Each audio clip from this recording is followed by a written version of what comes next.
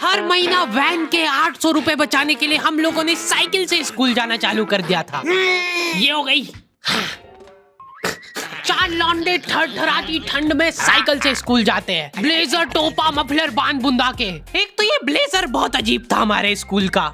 2 जेब थी हमारे ब्लेजर में और 2 ही अंदर की साइड थी। हमारे स्कूल वालों को लगा कि बाहर जेब का क्या ही यूज हो सकता है, इसलिए उन लोगों ने बाहर जेब ही नहीं दी।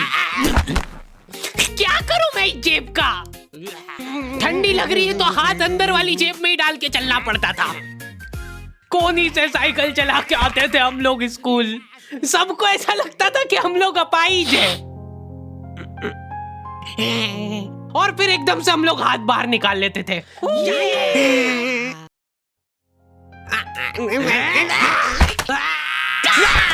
मजाक बना के रख दिया डिसेबिलिटी को। अपाहिज लोगों की रिस्पेक्ट कम हो गई थी हमारी वजह से, लेकिन लड़कियां खुश हो गई थी इस इनोवेशन से।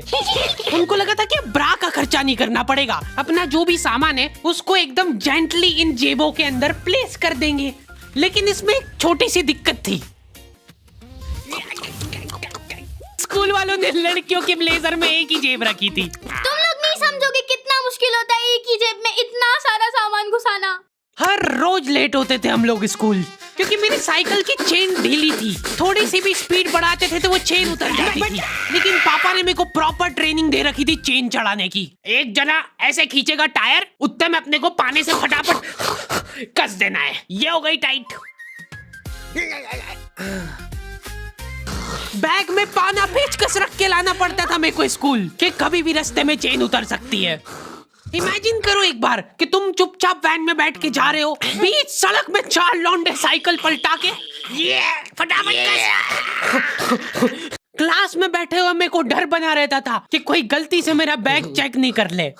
तो आज हम लोग पढ़ेंगे टेंस। सबसे घटिया, वाहियात, नीच टॉपिक लगता था मेरे को टेंस। पास्ट, प्रेजेंट और फ्यूचर तक बात ठीक थी। प्रेजेंट कंटिन्यूअस टेंस क्या होता है? सिंपल पास्ट, पास्ट कंटिन्यूअस, मतलब वो बीत चुका है पर चल भी रहा है।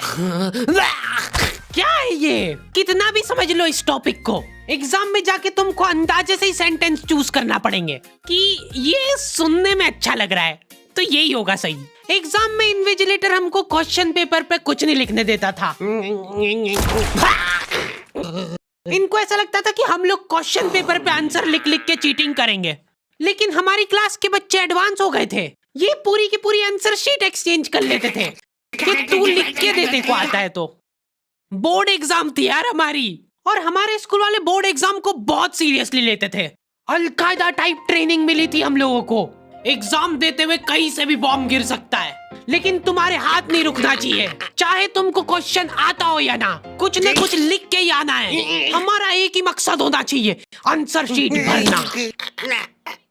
नहीं आए तो अभी कुछ भी लिख के आ जाओ। मेरे को ये नहीं समझ आता कि मैं कुछ भी कैसे लिख के आ जाऊं, मेरे को आता ही नहीं है, क्या लिखूं मैं? एक तो हमको इतना डरा धमका के भेजा गया था ना सेंटर पे, मैं नर्वसनेस में जाके अपना नाम भूल गया वहां पे। इन्विजिलेटर ने नाम पूछा, मैं सोच रहा हूँ क्या हो सकता है। बेटा नाम तुम्हारा। 2 मिनट। हाँ हेलो मम्मी, मेरा नाम क्या है? बोर्ड एग्जाम के नाम पे इतना डरा दिया था ना स्कूल वालों ने हमको, अच्छों का मुंह निकल जाता है टट्टी के साथ मिक्स होके। तुम लोगों का एक सेंटर आएगा जिसके चारों तरफ सैनिक तैनात रहेंगे। बिना एडमिट कार्ड के वहाँ पे आसपास भी भटकते हुए मत दिख जाना, जिंदा जला देंगे वो लोग। और अगर चीटिंग करते हुए पकड़ा गए तो ना तो तुम हमको जानते हो ना हम तुमको जानते हैं। हम लोग एग्जाम वाले दिन सेंटर पहुंचे तो बच्चों से ज्यादा सिक्योरिटी थी वहाँ पे। आज तक इतनी सिक्योरिटी मैंने एयरपोर्ट पे भी नहीं देखी थी। आर्मी वगैरह खड़ी थी वहाँ पे टैंक लेके। वो सिक्योरिटी वाले एक एक रबड़ का रैपर निकाल के देख रहे थे कि उसके पीछे तो नहीं लिख के लाया कुछ। क्या लिख लूंगा मैं इतनी सी जगह में? लिख भी लिया तो मेरे को ही समझ नहीं आएगा कि क्या लिखा है। कुछ चीजों का मेरे को लॉजिक ही समझ नहीं आया था कि तुम नंबर वाली घड़ी पहन के नहीं जा सकते हो, पहनना है तो कांटे वाली पहनो। उनको शायद शक हो गया था कि ये सारे लोग एक साथ कोऑर्डिनेशन करके बम नहीं फोड़ दे। उधर एक बच्चे की घड़ी का अलार्म बज गया और वो बजता भी बॉम्ब के टाइमर जैसा है। अलकायदा जिंदाबाद। जिस पाउच में तुम सामान ला रहे हो वो भी ट्रांसपेरेंट होना चाहिए। मेरे बैग में से इनको पाने पेचकस मिले थे, क्या जवाब दूं मैं इसका कि क्या यूज में आते हैं ये? उनको वहाँ पे डेमो करके बताना पड़ा कि ये यूज में आता है ये सब आइटम। फिर बाकी बच्चों ने भी कंफर्म करा कि हाँ देखा तो है हमने इनको रास्ते में ये हरकत करते हुए। ये सब देख के उन्होंने मेरे पाने पेचकस तो हाथों हाथ नाली में फेंक दिए थे। हमारे एक साथी की जेब में से ड्रग्स बरामद हो गए थे। अरे ड्रग्स नहीं है, ये इनहेलर है। इसको ऐसे सूंघते हैं, नाक बंद होती है तो नाक खोलने के बाद भी अगर तुम इनहेलर को पूरी ताकत से सूंघते हो, आंखें दिमाग में ठंडक हो जाएगी तुम्हारे।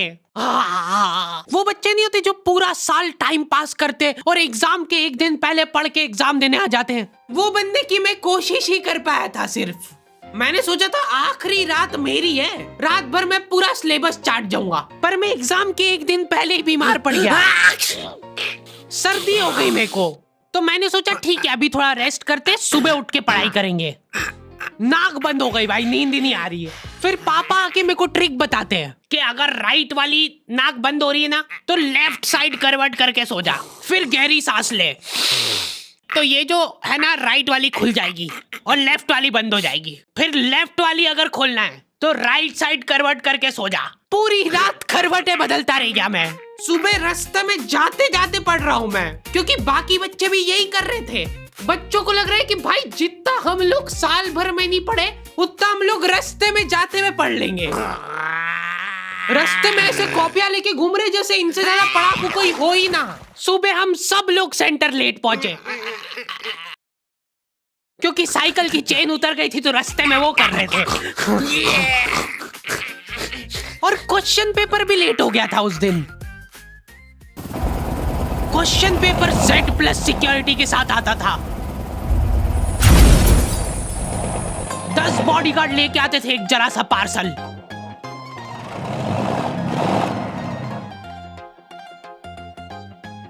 और फिर देने के बाद बोलते थे ये असली पार्सल नहीं है। असली नहीं है तो जोर से भी बोल सकते हो, ये असली पार्सल नहीं है। ये लोग पता नहीं किसी को तो गुमराह करने की कोशिश कर रहे थे। इनको डाउट था कि इतनी सिक्योरिटी के बाद भी कोई पेपर चोरी कर लेगा, तो ये लोग इतनी सिक्योरिटी में नकली पेपर लेके आए। असली पेपर तो एक और बॉडीगार्ड नाले में तैरता हुआ लेके आ रहा है। ये पाने पेचकस किसने डाले नाली में? ये लो। मजाक कर रहे थे हम तो, यही है असली क्वेश्चन पेपर। जाओ बांट दो फटाफट।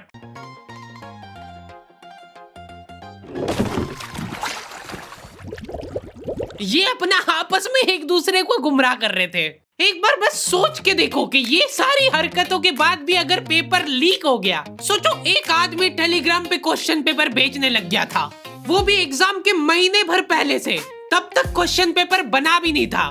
तो अब जो आदमी हमारा क्वेश्चन पेपर सेट करने बैठा, उसने सोचा कि उसका काम इजी हो सकता है, क्यों ना थोड़ा सा स्मार्ट वर्क कर लिया जाए। उसी ने सबसे पहले वो फेक क्वेश्चन पेपर खरीदे और वैसे के वैसे चेप दिए। जिसने पेपर लीक करा था वो खुद सोच में पड़ गया कि ये कैसे हो गया। एग्जाम खत्म होने के बाद इन्विजिलेटर को बहुत मजा आता भाई कॉपियां छीनने में। एक सेकंड भी किसी को ज्यादा नहीं मिलना चाहिए। बस एक बार टाइम ओवर होने के बाद कैसे लिखा तूने? एक बच्चे ने खुद से कॉपी दे दी तो इनको डिसरिस्पेक्टफुल महसूस हो गया था। उसको वापस से कॉपी दे दी कि लिख ले थोड़ी देर और। जैसे ही लिखने लगा वापस छीन ली। ओके, तो दी एंड हो चुका है। पिछली बार मैंने तुम लोगों को 2.5 लाख लाइक का एम दिया था, जो कि तुम लोगों ने बहुत आसानी से कर दिए थे। तो इस बार एम रखते हैं 3.5 लाख लाइक्स का। जैसे ही तुम लोग 3.5 लाख लाइक का एम कंप्लीट करोगे, अगला एपिसोड में सीधा अपलोड कर दूंगा। मिलते हैं नेक्स्ट वीडियो में।